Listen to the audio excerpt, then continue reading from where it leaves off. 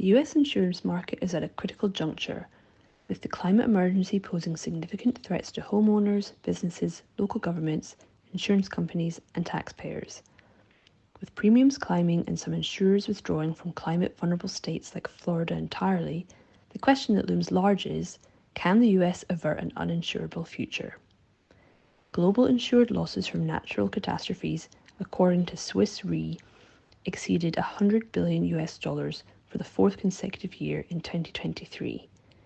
In the US alone, these losses exceeded $78 billion, around two-thirds of which resulted from severe convective storms. Historically, insurance providers, reinsurance companies, and climate scientists have all played pivotal roles in shaping the industry's response to climate risks. Their forecasts accurately anticipated today's global temperature rises decades in advance, and, consequently, reinsurers have had to raise their rates and improve stress testing to assess their exposure. The industry has developed catastrophe modelling to manage risks and create new insurance products. They now use projections to predict likely scenarios instead of basing their rates on increasingly outdated historical data, but constantly changing weather patterns and formations demand an ever-evolving response. An insurer or reinsurer's job is to predict and protect against risk. Changing climates, the heat is still on, highlights the dangers posed by weather events like severe convective storms, small but volatile weather systems, sometimes known as kitty cats, that can produce hailstorms or tornadoes notoriously difficult to forecast. Their frequency, expanded geographical range, and accumulative effects can have a severe impact on people's lives and properties. The most important defences against tornadoes and extreme weather are storm-resistant buildings. Constructing them is a responsibility not only of homeowners and property developers, but policymakers too.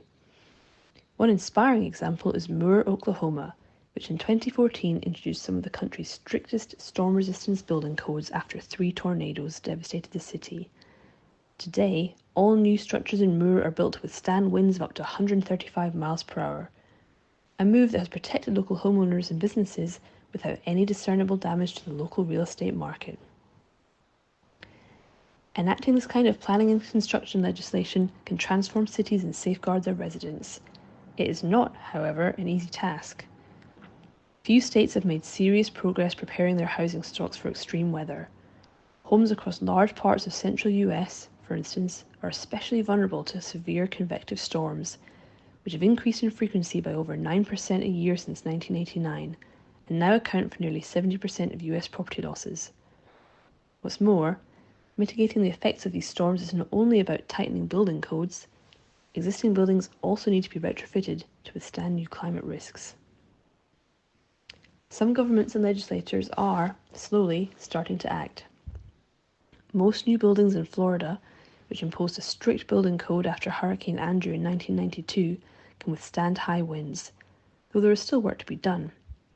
Several insurance firms now refuse to issue new home insurance policies in the state. In 2020, the National Association of Insurance Commissioners established a Climate and Resiliency Task Force to tackle climate-related risk and resilience issues and to coordinate dialogue between state insurance regulators, the insurance industry, and other stakeholders. Reinsurance companies are leading the development of climate science that can help cities adapt and avoid becoming uninsurable. Their stakeholders have a common goal: property and commercial insurance at reasonable prices that protects lives, homes, and businesses by building resilience to weather-related events.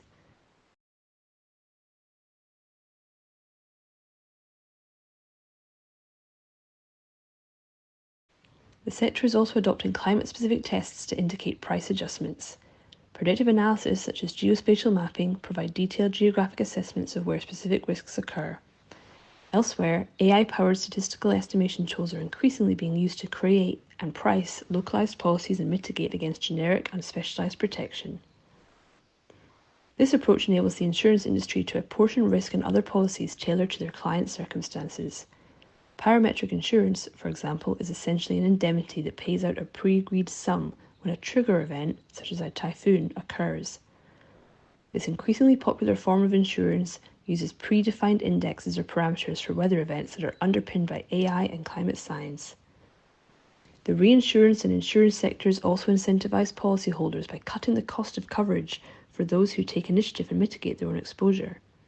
The industry is meanwhile diversifying its economic role by collaborating with governments to divide risks between the public and private sectors. These agreements open the door to local and national governments looking to provide financial assistance to the victims of unforeseen catastrophes, much like the National Flood Insurance Program in the US. As our climate becomes progressively more volatile, officials will need to reassess the vulnerability of their cities.